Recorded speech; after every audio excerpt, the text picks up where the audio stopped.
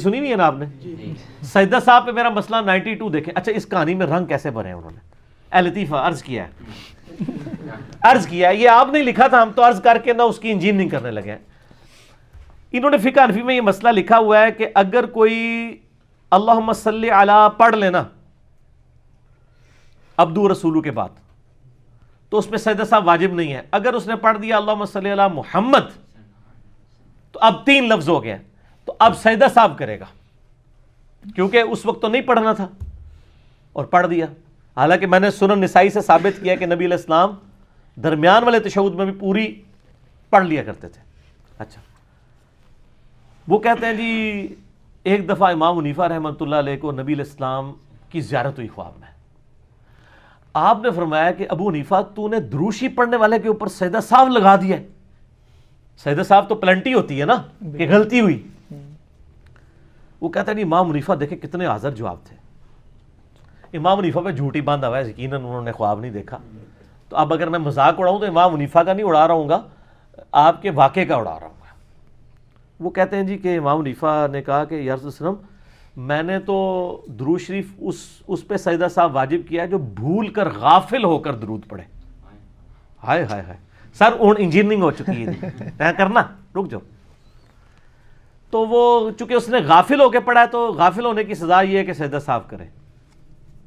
ان سے پوچھے فقہ حنفی میں لکھا ہوا ہے کہ ہر وہ کام جس سے سجدہ صاحب واجب ہوتا ہے اگر وہ جان بوجھ کے کیا جائے تو نماز ہی نہیں ہوتی.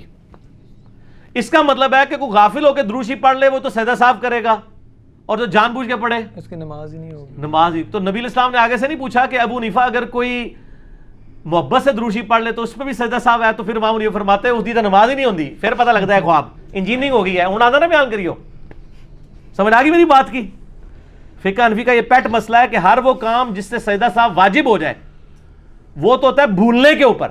اگر وہ کام جان بوجھ کے کرے, یعنی ایک بندے نے دوسری رکعت میں بیٹھنا تھا اور وہ جان بوجھ کے چھوڑ کے کھڑا ہو گیا, تو وہ کہتے ہیں نماز دوبارہ پڑھے گا, مکروہ تحریمی واجب الاعادہ ہے, کیونکہ اس نے وہ غلطی جان بوجھ کے کی ہے, بھول کے نہیں کی. صحب تو کہتے ہی بھول کو ہے, سجدہ صاحب بھول کا سجدہ. تو سر درود شریف جو صحب سے پڑھے وہ تو آپ نے کہانی کرا لی کہ وہ غافل ہو کے پڑھا تھا اس لیے. اچھا آپ جان بوجھ کے کوئی پڑھ لے, ہم تو پڑھتے ہیں اللہ کے فضل سے, ہم تو وطروں میں بھی پڑھتے ہیں, سنت ہے دعائے قنوت کے بعد. آپ تو درود والے صرف نام کے ہیں نا, ہم دروشی واقعی پڑھنے والے ہیں. ٹھیک ہے جی, ہم نہ بارود والے ہیں اور نہ گالیاں دینے والے ہیں, ہم درود والے ہیں اور گالیاں کھانے والے ہیں. اللہم صلی علی محمد وعلی آل محمد. تو یہ انجینئرنگ ہوگی ہے جی اب اس واقعے کی. اب اس واقعے کو آگے سے اب کچھ جوڑنا پڑے گا آپ کو, کیونکہ اس واقعے کے آگے اب لکھا ہوگا فٹ نوٹ کے اوپر کہ اگر یہ مسئلہ ہے تو پھر اے مسئلہ بھی حل کرو نا, کہ اگر جان بوجھ کے دروشی پڑھ لے تو پھر تو اس کی نماز افضل ہونی چاہیے. تو آپ کہیں گے وہ ہوگی ہی نہیں.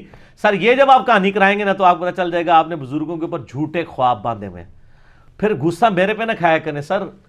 آپ کے اگر بزرگوں نے اس طرح کی ادھوری چیزیں دی ہیں جو بعد میں پکڑی گئی ہیں تو سر میرا تو قصور نہیں ہے, انہوں نے خود غلطی کی ہے, نہ وہ کرتے نہ پکڑی جاتے. اب قرآن حدیث میں دیکھیں ہر چیز بالکل ٹنا ٹن ہے, اس میں کوئی آپ جھول نہیں نکال سکتے. تو میں ایک جملہ بولا کرتا ہوں کہ چور اپنی لنگوٹی چھوڑ جاتا ہے تو اسے وہ پکڑا جاتا ہے. تو یہ سارا واقعی جعلی ہے, جھوٹا واقعہ.